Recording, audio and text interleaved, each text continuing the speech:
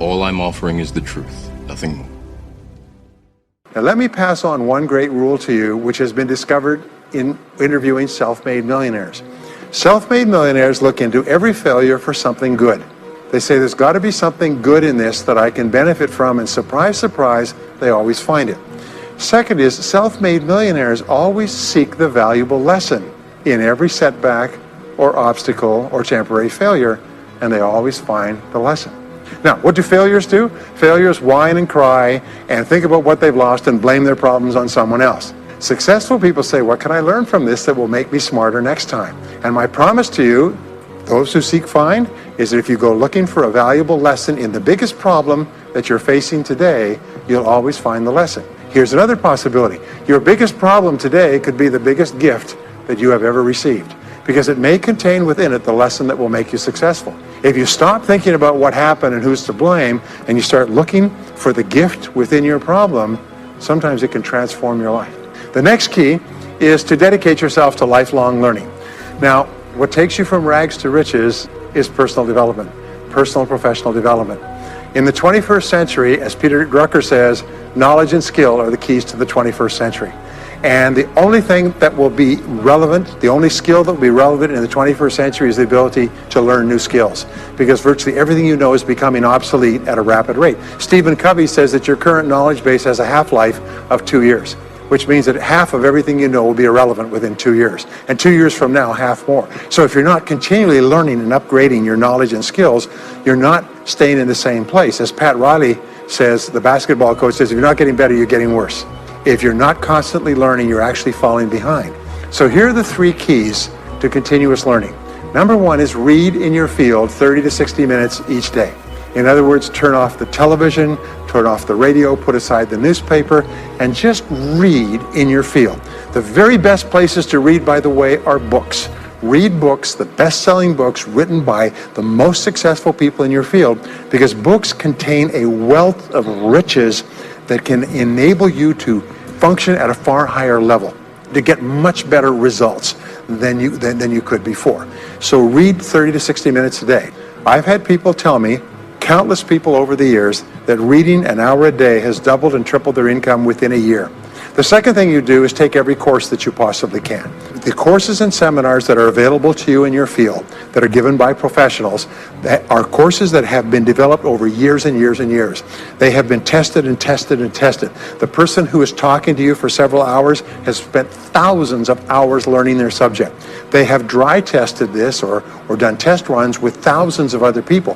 When you take a course, you can learn enough information in 1 or 2 days, more than you could learn in 2 or 3 years or maybe even a lifetime, all distilled and put together. People say, I can't afford a course. You cannot afford not to buy books. You can't afford not to go to courses. Some years ago, I had a dentist, and he was a very successful dentist. I was recommended to me by a friend. And this dentist retired at the age of 53. And just before he retired, he sold his practice for about $2 million. Just before he retired, he told me why. He said about 8 years before, he had attended a dental congress in Hong Kong.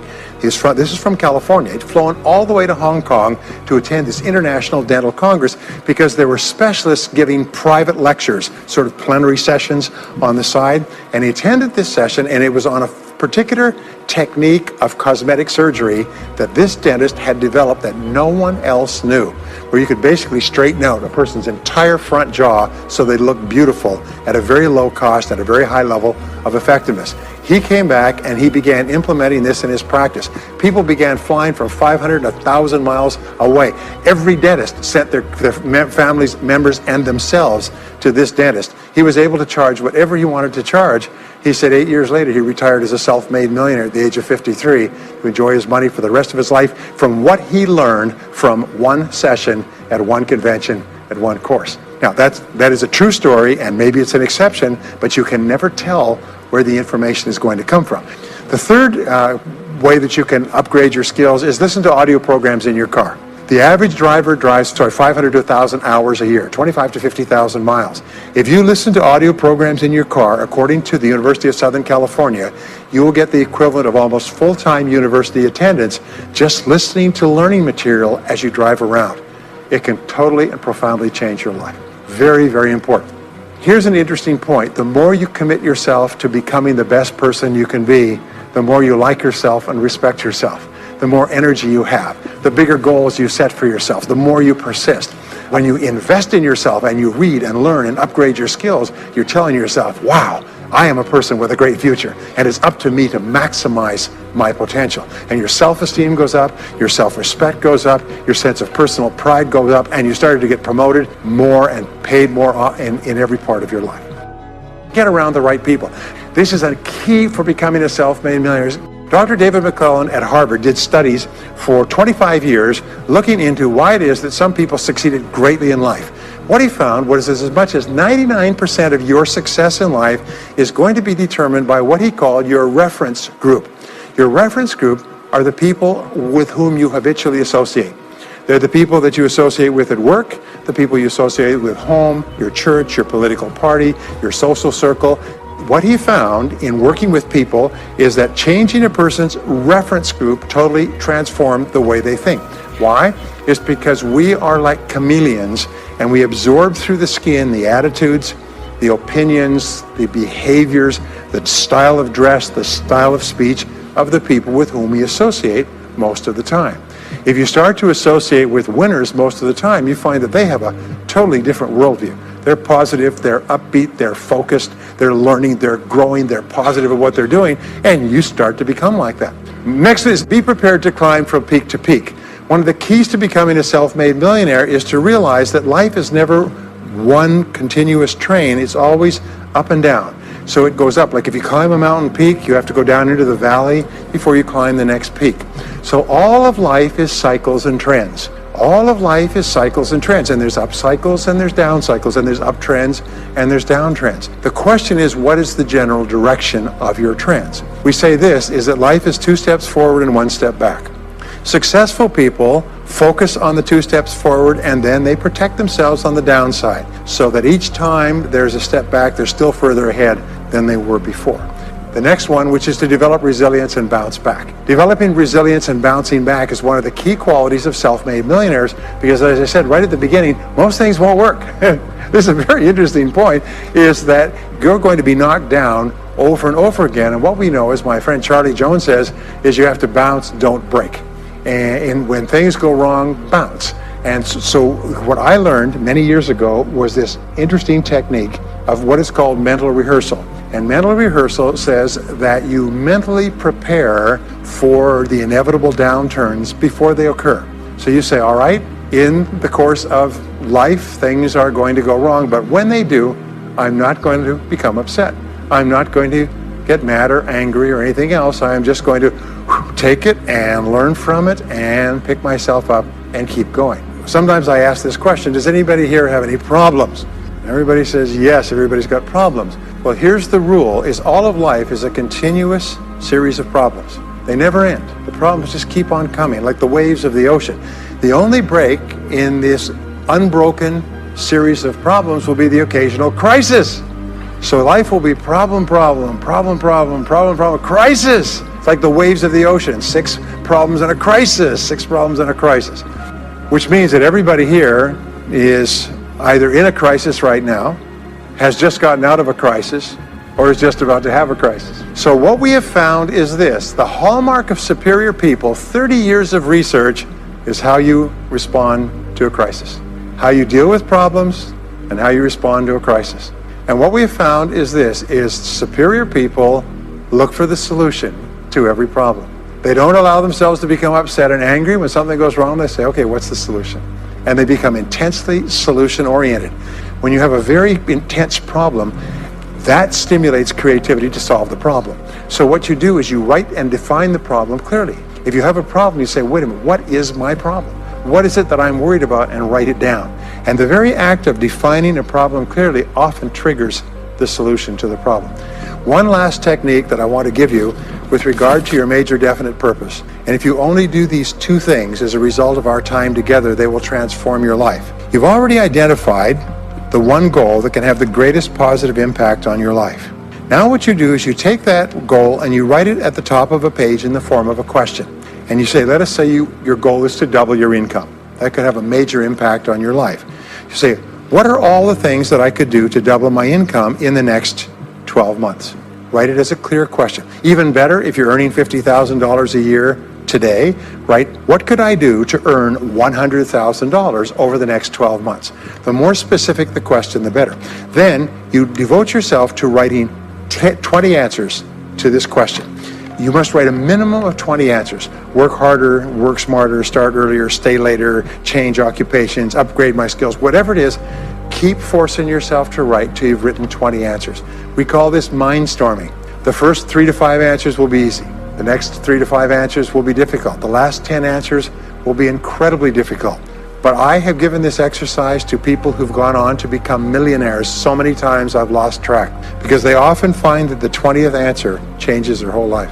And if you've ever done this once, it's absolutely staggering. More people have become millionaires with this simple idea of mind storming, what I call the 20 idea method, than any other single method of creative thinking ever discovered. Once you've got your 20 answers, pick one answer and take action on it immediately. Once you've got, it doesn't matter what it is, just take one answer and take action on it, and that will keep you thinking and acting creatively all day long. The next key to becoming a self-made millionaire is to become an unshakable optimist. Unshakable optimist means that you think and talk about what you want most of the time. Optimists think and talk about what they want. They look for the good in every situation. They seek the valuable lesson. They're constantly feeding their mind with great ideas, which opens up new perspectives. What I have found is that optimists have 3 wonderful qualities. Number 1 is they learn more things. As a result, they dramatically increase the likelihood that they will learn the right thing at the right time. Number 2 is they try more things, which dramatically increases the likelihood that they'll try the right thing at the right time. And number 3 is they persist. They never give up. Optimists make a decision that once they've decided they're going to become wealthy, they just never stop until they achieve that goal. Now, will they have many setbacks and obstacles and difficulties? Do you know that almost everybody succeeds in a different direction from what they originally intended or from what they originally thought? But they just keep going. Almost like a football player running down the field, running, blocking, changing, moving back, forward, continually, but never loses sight of the goal. So optimists learn more things, try more things, and persist longer. I want to leave you with the last 2 qualities of self-made millionaires. Second to the last quality is that they develop the qualities of courage and persistence. I said before, the biggest single obstacle to success is the fear of failure. The antidote to the fear of failure is the habit of courage. And what we know is that you need 2 types of courage to succeed. The first type of courage is the courage to begin. It's the courage to launch with no guarantees of success. Someone once said that if all obstacles must first be removed, nothing will ever get done. So successful people are willing to think, plan, make decisions, and then take action with no guarantees. We say leap and the net will appear. Take action with no guarantees and then learn. The second part of courage is the courage to endure. It's the courage to persist. It's the courage to keep on keeping on. It's to make the decision in advance that you will never give up. No matter what happens, you'll never give up. You will get knocked down over and over again, but you'll never give up. And the interesting thing is, if you make that decision in advance, you'll find yourself continually bouncing back. So courage means the courage to begin and the courage to endure. And the final quality of self-made millionaires, and Napoleon Hill called this the master key to riches. After studying 500 of the richest people in American history, he said it's the quality of self-discipline. It's the ability to make yourself do what you should do, when you should do it, whether you feel like it or not. The quality of self-discipline is the quality that will make you a big success. It's the ability to force yourself to do what you know you should do. And here is the wonderful discovery. This persistence is self-discipline in action. Every time you persist, you build your self-discipline. Every time you practice self-discipline, you build your ability to persist. And the 2 of them are tied into your self-esteem. So the more you persist, the more you like yourself. And the more you like yourself, the more discipline you have. And the more discipline you have in practice, the more you like yourself. As a result, the more you persist. And eventually you get onto an upward spiral where you become absolutely unstoppable. You reach the point where you know you can achieve the goal and nothing in the world can stop you. And every step that you take forward makes you stronger and stronger and stronger, until finally people say, I know one thing about him, I know one thing about her. You cannot stop him or her. Once they decided they want something, they will not stop until they get it. And when you develop that quality, there will be nothing that is impossible to you. So let me just leave you with these last points. We're living at the very best time in all of human history. More people are going to make more money in the next few years than have ever been made in all of human history. More people are going to become millionaires and are becoming millionaires today at a faster rate than we've ever thought possible. And no one is better than you, and no one is smarter than you. And if you do what other self-made millionaires do, then nothing in the world can stop you from eventually getting the same results as other self-made millionaires. And I hope you do. A beautiful line I read not long ago said, "The best way to predict the future is to create it," which means to have a vision, and even though the vision is in the air or the sky, then build a foundation under your dreams. And when you see men and women who rise from poverty and obscurity to fame and renown, you invariably see someone who had a vision of what they could be and have and do that was far beyond what they were. Every one of us has had an experience. At one time when we were small, we had a vision of being grown up and having our own cars. And as we grew older, we had a vision of having our own homes and our own families. And as we grew older, we had a vision of traveling and going to Europe. We fulfill all our visions. The wonderful thing is this, is that we always tend to achieve our goals. The problem is that our goals are set so low that even when we do achieve them, they don't turn us on. They don't fill us with enthusiasm. So dream big dreams, if you like, and focus on results, not activities. This is the key. Be clear about the results that you're trying to accomplish. This is one of the keys of peak performance, by the way. All peak performers are result-oriented. All losers or underachievers tend to be activity-oriented. And in activity orientation, what they do is they work very, very hard. Sometimes they work frantically. Sometimes they work longer hours than you do, but they lose sight of the results. Ben Trigo, the strategic thinker, said, "Very worst thing in the world is to do very efficiently what need not be done at all." And many of us work very, very hard to do very efficiently what need not be done at all. And anybody who's ever had employees will tell you that every single day you come across your employees doing something very diligently, but it's completely irrelevant to the success of the business. So focus on results. Here's a key question to ask yourself in your working life. I think it's one of the most important key questions. I'll give you two. Number one is, what results are expected of me? What results are expected of me? Not what activities, but what results or what outputs, what am I supposed to produce in my job? A second question you can ask yourself is, why am I on the payroll? Why am I on the payroll? What results are expected? The results that are expected of us in selling are sales. And the only time that we are working is when we are doing something that contributes directly to that result. Isn't that true?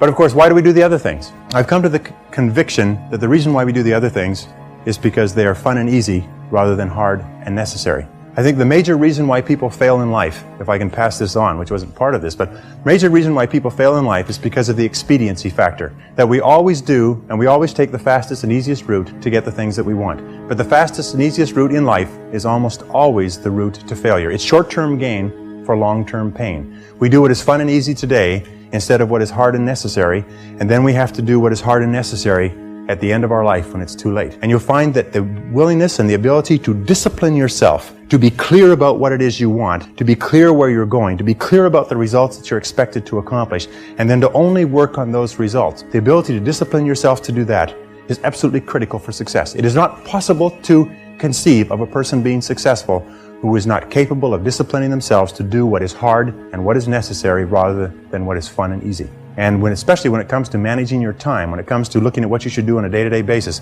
focus on results, not activities. Now let me give you a method which has helped me. Write out your goals. All goals have to be in writing, by the way. If you don't have your goals in writing, then they're not really goals at all. They're merely wishes. And as they say, a wish is merely a goal without any energy behind it. Have your goals in writing. Write them out very specifically and clearly, and then do this. Every single morning, rewrite your major goals in the first person singular as though they already existed. Rewrite your major goals every single morning. Now, this should take you about 2 to 4 minutes, maybe 5. You can do it all in a paragraph. For instance, if your goal is to earn $50,000 a year, every single morning write, I earn $50,000 a year.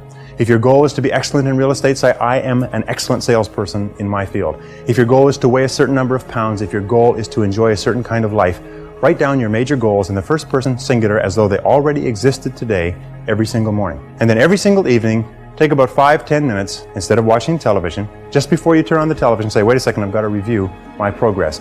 And sit down and review what you've done in the course of the day. And say, what have I done right today? What have I done right that's moved me toward my goals? And second question is, what would I do differently if I had today to do over again? Those 4 steps, by the way, writing and rewriting your goal each morning, reviewing them in the evening, and asking yourself those 2 questions. What did I do right? What did I do that moved me toward my goals today? And what would I do differently if I had the day to live over? If you'll ask yourself those two questions, in the next 30 days, you'll accomplish more than you accomplished in the last 6 months. This is the most incredible method I've ever seen. I learned it some years ago. Just rewrite your goals every morning.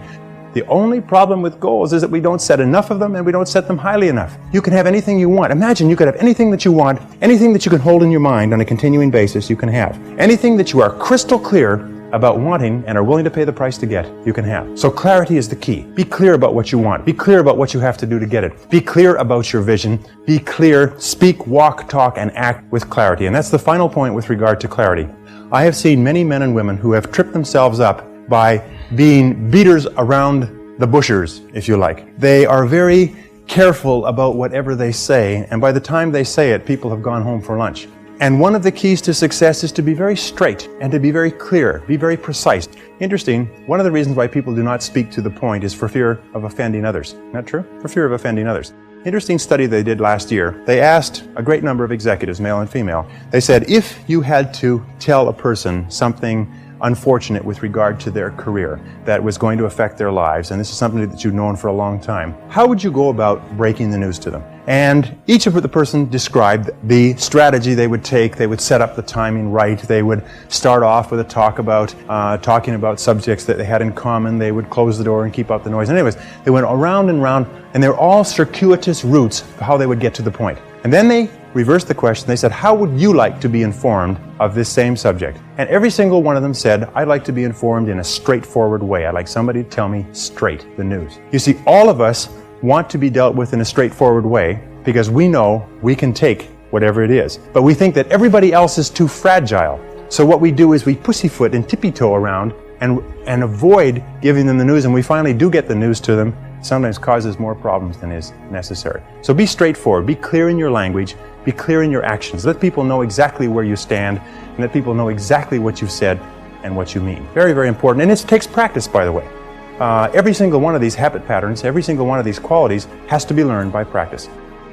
And I sat down and looked at this whole concept of excellence, and I saw something that I hadn't noticed. It's almost like something brought to the surface of your mind. I noticed that every single man or woman that I had studied who had achieved any kind of success in any field whatsoever had done it after they had made a commitment to becoming excellent in that field. And I began to look, and I began to compare, and I began to talk to people, and I speak to thousands of people virtually every month. I found that I never found a single person who was successful who was not excellent at what they did. That competence, the commitment to becoming excellent in your chosen field, is an indispensable prerequisite for success. That if you are not good at what you do, you haven't got a chance in our competitive society unless you win the lottery.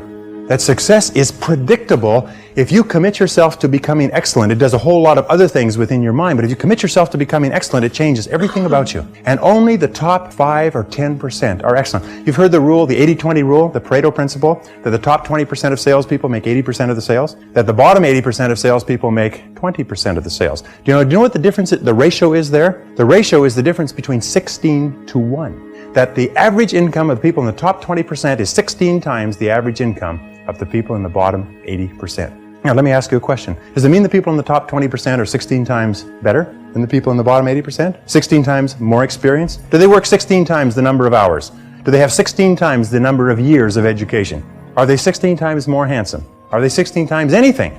But 20% of these people are making 16 times the average of the rest. Prudential Insurance Company did a study some years ago, and they put the thousands of agents that they have throughout the United States into their computers and compared their income, and it came out the 80-20 rule worked. 20% of the salespeople were doing 80% of the business.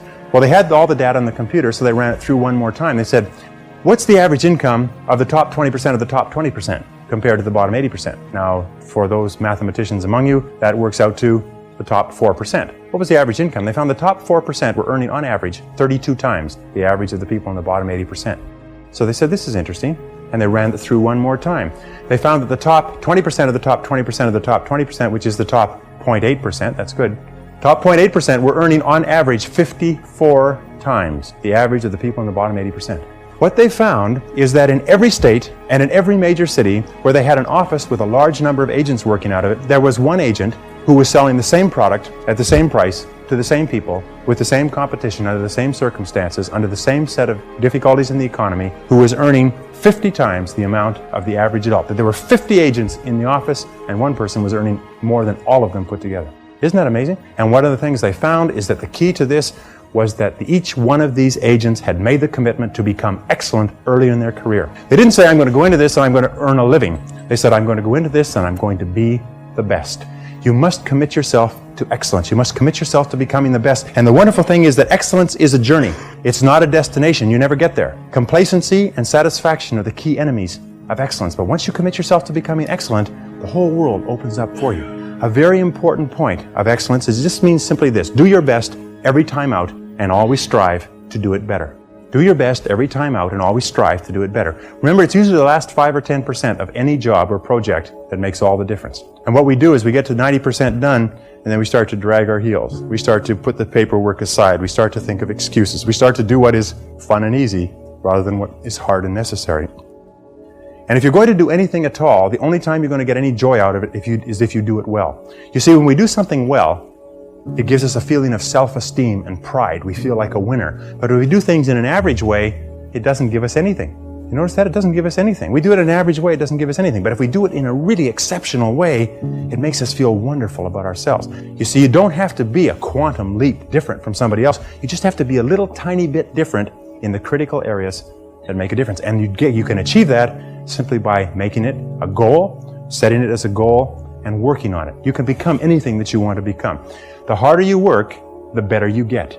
The harder you work, the better you get. You know, in our society there's a lot of controversy over why should I work so hard for my job. The fact of the matter is that less than 5% really succeed. That's less than 5% of the population really succeed at life.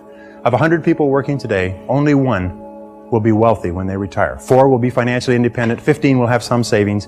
80% will be broke and dependent upon charities and pensions. Only 1 or 2% of people in each generation really makes it in life. And in every single study, those people who make it are those who work hard, hard, hard. And if you think that it's hard to be successful, try being a failure. Try coming to the end of the trail with no money, dependent upon pensions, and you don't know what hard is until you try living like that. But if you work hard, the average self-made millionaire in America works 12 to 13 hours a day, works about 60 to 65 hours a week. I'll tell you this with regard to hard work, that in our society, you only work 8 hours a day for survival. Everything over 8 hours is for success.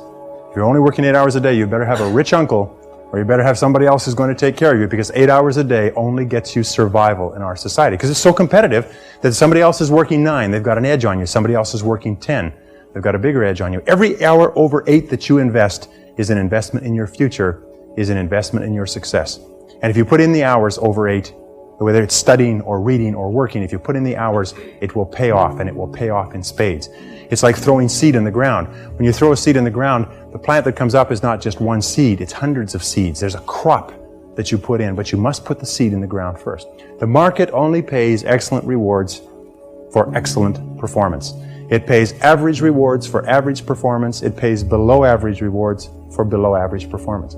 And I talk to men and women all over America who are unhappy, and they're sad, and they don't like their work, and you know why? It's because they're not good at what they're doing. And let me give you a couple of key points.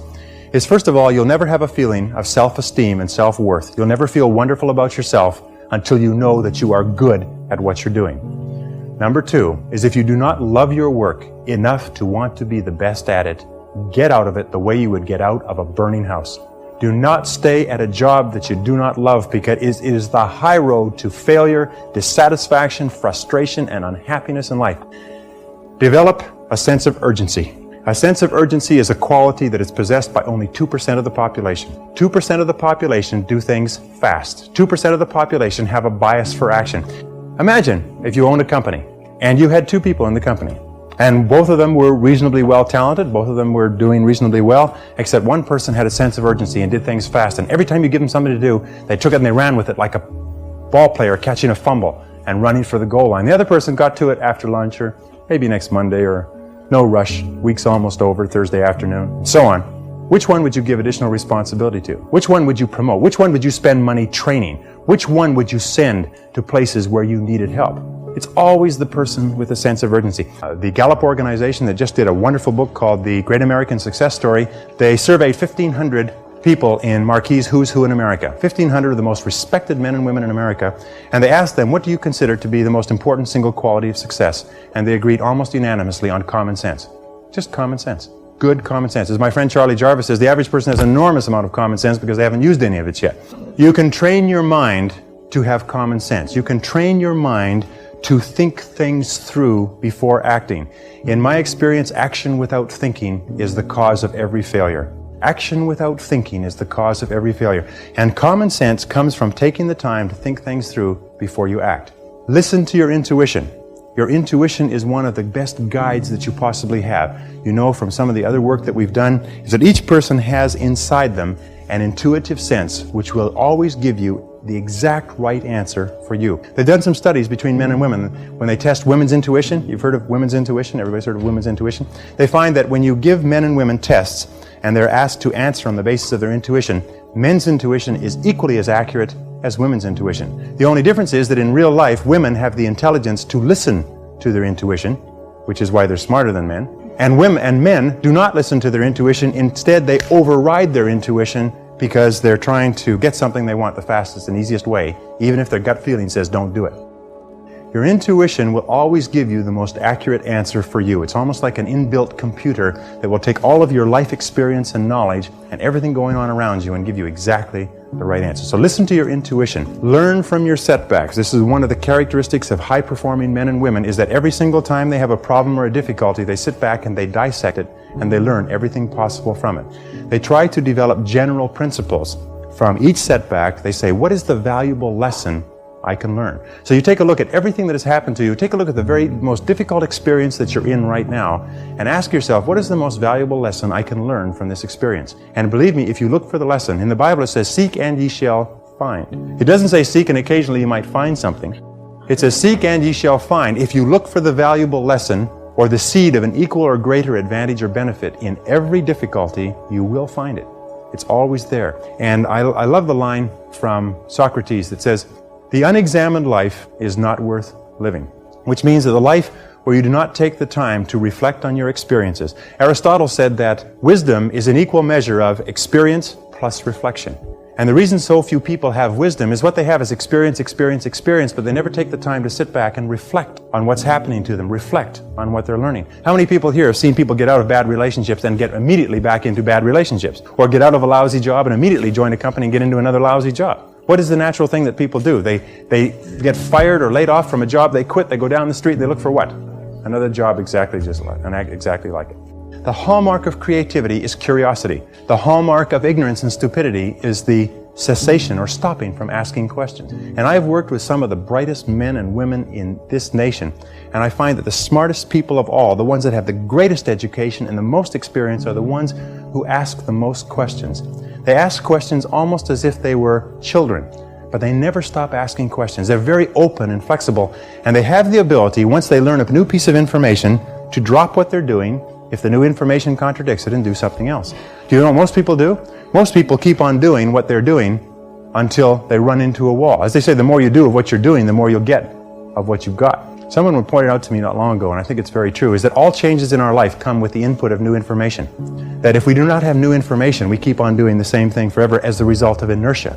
And creative people are always looking for faster, better, easier, cheaper, newer ways to do things. Remember, 80% of everything that we are doing today in our general business will be different 5 years from now. 80% of the products that we use, the food that we eat, the cars we drive, the music we listen to, the movies we go to, even the streets we drive on, 80% of everything will be new in 5 years. That's how rapidly things are changing. According to the research, all you need is an idea that's 10% new to start a fortune. An idea that's 10% new. As a matter of fact, an idea that's more than 10% new is probably too new for the average consumer to accept it. An idea that's 10% new. How many times have you been going about your daily business and you see the need for a product or service? And you say, now I wonder why somebody doesn't produce that. And about 2 or 3 years, then you say, well, it can't be any good. I thought of it after all. And then 2 or 3 years later, a company comes out with that idea, or some company comes and makes $1 million at it, and you say, I thought of that idea 2 or 3 years ago. Every single person here has had that experience. What you have to do is trust your ideas. If you decide that you're going to earn a certain amount of money, that you're going to achieve a certain level of wealth, that you're going to achieve a certain life estate, and you program that into your subconscious mind, and you then turn it over to your intuition, you will get the ideas, the insights, the inspirations necessary to achieve your goals. And that's the only difference between very wealthy, successful people and the average person, is that they simply follow their intuition. They're not smarter, they're not different, they're not more educated, they're not more talented, they just follow that inner guide. Develop the people skills that you need to be successful. Take courses in communications. Take courses in effective listening. Take courses in public speaking. You know, one of the most important parts of communicating and getting along well with others is the size of your vocabulary. You've probably heard that before. The size of your vocabulary, your ability to express yourself orally, your ability to stand on your feet, your ability to write effectively and get your point across to others will have a tremendous impact on your life, because you cannot imagine a successful person who cannot communicate effectively with other people. And you can develop the capacity to be an excellent communicator. If you were to learn one new word a day, if you were to make an effort by carrying a dictionary around, I have taught myself French, Spanish, German, and smatterings of about 10 other languages. And the way I taught myself that was I learned the basic vocabulary, I studied it, learned the basic vocabulary, and I carried a dictionary around with me. And every time I saw a word I didn't know, I looked it up in the dictionary. And within a very short period of time, I could eat, live, walk, talk, and speak fluently in those three societies. And I've traveled all over the world in those three languages. The Carnegie Institute of Technology did a study about 10 years ago now, and they studied 10,000 men and women who were let go from their companies. And they found that 95% of the people who were let go from their companies were let go because of their inability to get along with others. This is caused by low self-esteem more than anything else. In my estimation, those of you who know that low self-esteem, more than anything else, causes our personality problems. Not liking ourselves, not accepting ourselves, feeling inferior inside, causes us to lash out at other people. And the wonderful thing is that if you're clear about your goals and you're committed to becoming excellent and you concentrate single-minded on what is important to you, you have a tendency to like yourself more. Your self-esteem goes up. Your ability to get along with other people goes up. But if you have no goals and you're not very good at what you do and you're just doing whatever comes to hand, then your self-esteem goes down. Becoming a self-made millionaire is not the important thing. What is really important is the person you have to become a self-made millionaire. When I started off in this many years ago, I came from very poor beginnings. I did not graduate from high school. I finished in the half of the class that makes the top half possible. When I left school, I dropped out of high school. I could only get laboring jobs. I was told, by the way, if you don't get a good education, you won't do well in life. Don't get good grades, you won't get a good job. Don't go to college, you won't do well, and so on. And I believed that for a long time until I found there's hundreds of thousands, millions of people who dropped out of high school who went on to become millionaires and billionaires as well. The reason I say that to you, by the way, is don't let it hold you back. Don't let any experience that you've ever had in your life act as a brake on your potential, because there's hundreds of thousands of people who've had it worse than you could ever dream of, who've gone on to accomplish wonderful things. So I worked at laboring jobs for several years. I worked in construction. I worked on farms and ranches. I worked in factories putting nuts on bolts hour after hour. And one day, in a state of frustration, I began asking this question: why is it that some people are more successful than others? So I began asking other successful people, what are you doing differently from me? And they told me, and I did it, and I got better results.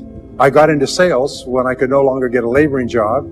And in sales, I noticed that one of the guys in my company was making 10 times as much as anybody else, and he was selling the same product out of the same office at the same price to the same people under the same conditions, and he was making 10 times as much as anybody else. So I went and asked him, what are you doing differently from me? And he told me, and I did it.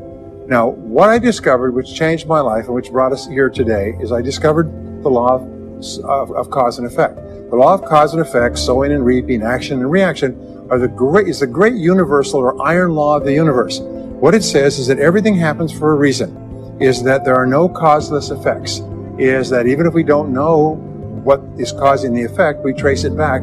It's the basis of the scientific process, of all medical research, of all marketing, of all business, is if you can define an effect that you want, you can trace it back and find somebody who at one time did not have that effect, and then find out what they did, and then do the same things, and you eventually get the same results. We say that success is not an accident. Failure is not an accident. Success leaves tracks. So if you just follow the tracks of other successful people, no matter where you're starting from, you eventually get to the same place that they get. This was a shocker for me because, and I learned later in psychology, by the way, that one of the two most important things we need to have to be happy and healthy is a sense of control, a feeling that we are in control of our lives, that things are happening for a reason, and a sense of coherence, a feeling that things fit together. Well, when I realized the law of cause and effect explained everything, I thought, wow. So in sales, I went to the top of my sales force. I read, I learned, attended courses, and especially I applied what I learned.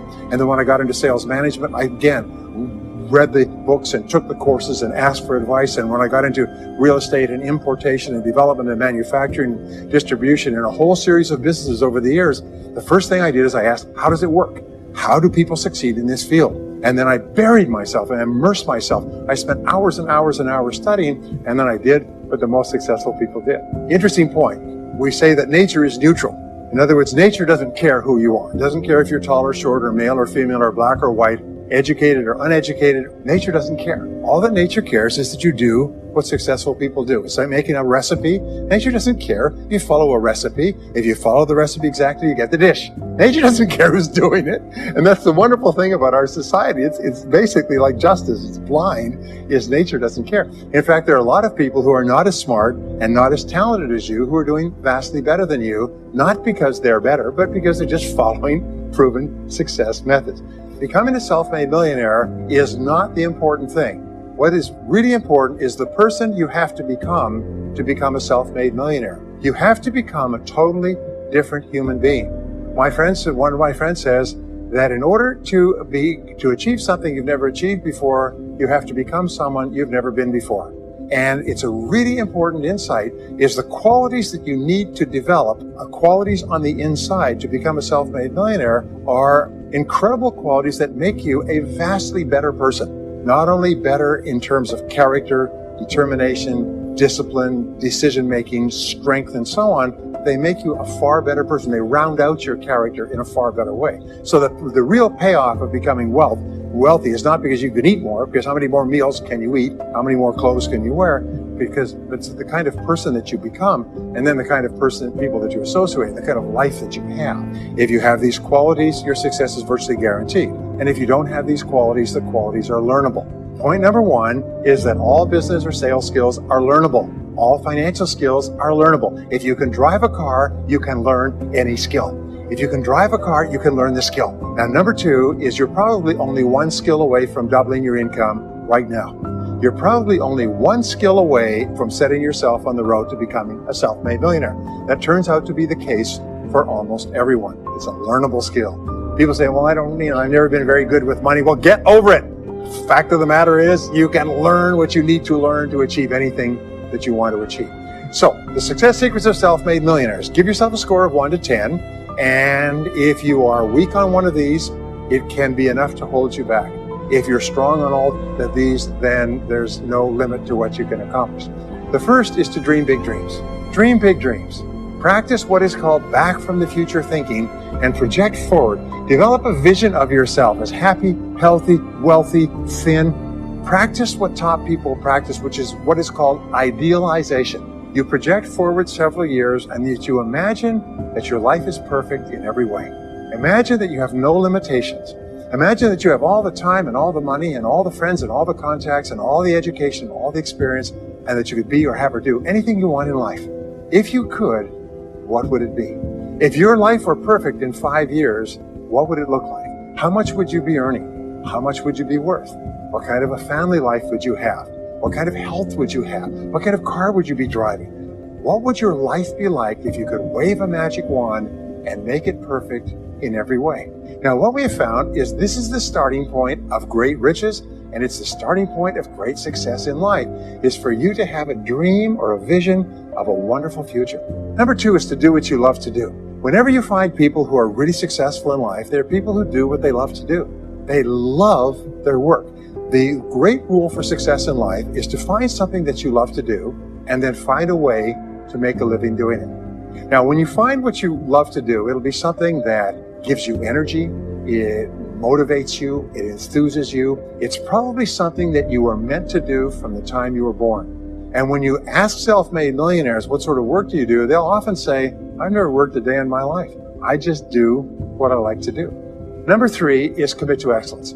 Now, this is really, really important, and I had a hard time with this as a young man because I was never good at anything. I was never picked for any team, and if I was picked, I was the first person cut. I got lousy grades in every class. I got fired from multiple jobs. I even got fired from a job pumping gas once. I got fired, I went from job to job, and then I discovered that all people who are successful are excellent at what they do. You know the old question they asked Willie Sutton, the bank robber, why do you rob banks? He said, that's where the money is. Well, being in the top 10% is where the money is. So what you have to do is you have to pay any price and make any sacrifice to get into the top 10% in your field. Now, here's the good news. If you're doing what you love to do, you will want to be in the top 10% in your field. If you don't want to be excellent at what you're doing, it means you're in the wrong field. It just means that you're marking time, you're treading water. And there's a lot of people who are in their field and they do their job and, they go home at night, they don't think about their work and so on. And this kind of an attitude means that you have no future. You have a very shaky present. That crackling sound you hear is the ice breaking under your feet, okay? And you have no future, because if you're not doing what you love to do and throwing your whole heart into it, you're just marking time. But everybody is designed so that there is something that you love to do that you can do well. And the fact that you love it means that you probably have the ability to excel at it. So make this decision to get into the top 10%. Let me tell you what changed my life. Here I was struggling in my late 20s, and I learned this. It was a breakthrough thought, is that everybody's in the top 10% started in the bottom 10%. Everybody who's doing well was once doing poorly. Everybody who's at the top of your field today was once not even in your field at all and didn't even know it existed. What that means is that if you're willing to pay the price and work hard and make the sacrifices, you can get into the top 10%. Now, how long does it take? It doesn't take a week or a month. Most people are really impatient. And to achieve mastery in your field takes 5 to 7 years. People say 5 to 7 years. Geez, I'll be 5 to 7 years older before I start enjoying the big rewards. Well, how much older will you be in 5 to 7 years anyway? Now, here's an important point. Are you ready? The time is going to pass anyway.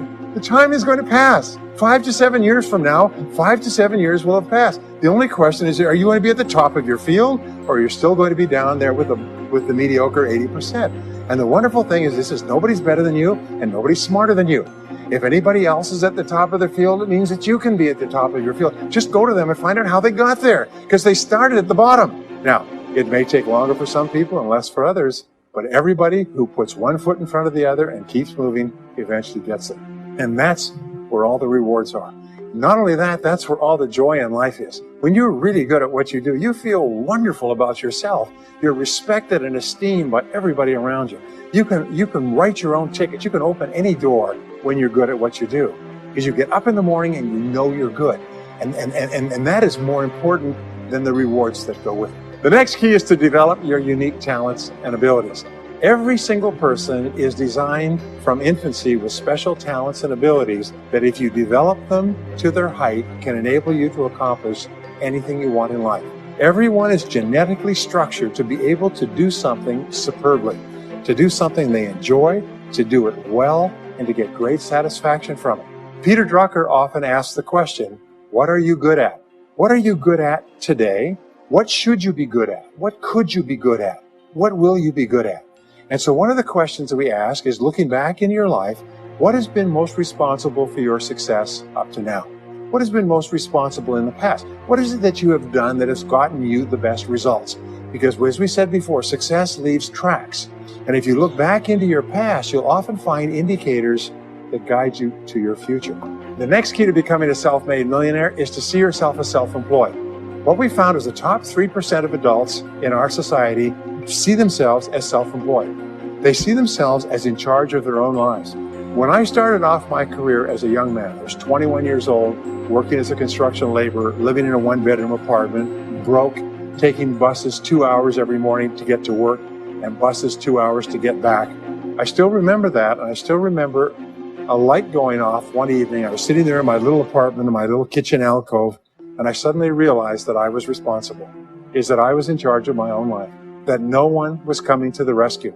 And it was one of the great turning points in my life. So what you find is that all exceptional people are highly responsible people. They look upon themselves as self-employed. Sometimes I'll ask an audience, I'll say, how many people here are self-employed? And some people will raise their hand and some won't. I'll say, now what's the true answer to this question? And the true answer is that everyone is self-employed. The biggest mistake you could ever make is to ever think you work for anyone else but yourself. Even if someone else signs your paycheck for you all your life, the most valuable people in any organization are the people who treat the company as though it belongs to them. They see everything that happens as affecting them personally. They're not the 9-to-5ers, the no-hopers that say, I go to work, when I'm not at work, I don't think about my work. These people, somebody has told them that's a clever way to think. It's the way losers think. Winners think about their company, and when they're not there, they think about how they can do it better. When something happens in their company, they take it personally because they see themselves as highly responsible. As a result, they're paid more, they're given more educational opportunities, they're promoted faster, and these are the people that eventually, like cream, rise to the top of every organization and every industry, the top 3%. The next key to becoming a self-made millionaire is to develop a clear sense of direction. Developing a clear sense of direction means that you need to become intensely goal-oriented. We find that all successful people are goal-oriented. There's an old saying, you can't hit a target that you can't see. You've got to know what you want in every area of your life. Some years ago, I worked with the Hunt Oil Company in Texas. The Hunt Oil Company was founded by H.L. Hunt, who became the wealthiest self-made multi-billionaire in the world. At his peak, he owned 200 companies and had a royalty income of $3 million a day. Most phenomenal man, by the way. And he was interviewed by a friend of mine on television before he died in the early 70s. And he was asked, what are the secrets to success? He said, the keys to success have only been 2 through all my life, and I will tell you what they are. He said, number 1, he said, decide exactly what it is you want and write it down and make a plan to achieve it. And number 2 is determine the price you're going to have to pay to get it and then resolve to pay that price. Now, where the law of sowing and reaping cause and effect, I learned an additional point to that. I learned that your current life today is the result of the price you've sown up to now. Is whatever you've put in, you get out. So whatever you're getting out today is a result of what you've put in. If you don't like what you're getting out, what you have to do is you have to put in something different. What I found is that life is always just in the long run. So therefore, life says there's a price you have to pay, and there's 2 qualities. First of all, you have to pay the price in full for your success of study, preparation, hard work, and so on. And second of all, you have to pay the price in advance. You don't get it afterwards. The way the world works is first you put in what you need to put in, and then you get out the rewards. So you have to ask yourself, what is the price that you have to pay to achieve the success that you desire? And you have to write it down and make a plan and work on it every day. Next is refuse to consider the possibility of failure. It's the most amazing darn thing is that the fear of failure is the greatest single obstacle to success in adult life. And it's not failure itself, because each one of you is a professional failure. Each one of you has failed over and over and over again. Isn't that true? All of us fail. All human beings fail over and over. 9 out of 10 things that we try don't work out the way we expected. We have failures in relationships and in jobs and in careers and investments and everything. It's not the failure that holds you back. The failure makes you smarter. We say that it is the fear of failure, not failure, that holds you back. And the way that you overcome failure is you never consider the possibility of failure. The rule is there's no such thing as failure, there's only feedback. Is when you try something that doesn't work, you get feedback, not failure. And recognize that most things you try aren't going to work the first few times. So what you do is you say, oh, that's an interesting bit of feedback. And you pick yourself up and you move forward and you have more feedback and you move forward. To become a self-made millionaire, you're going to fail over and over again, year after year after year. But your brain has a cybernetic mechanism, which means that sometimes you try something, you get feedback, which makes you smarter. And when you try something else, you get feedback, which makes you smarter. And eventually you reach the point where you're too smart and you stop making mistakes. You start to do more and more things right and fewer things wrong. But you can't get there unless you have experienced the failures. Henry Ford once said that failure is merely an opportunity to more intelligently begin again.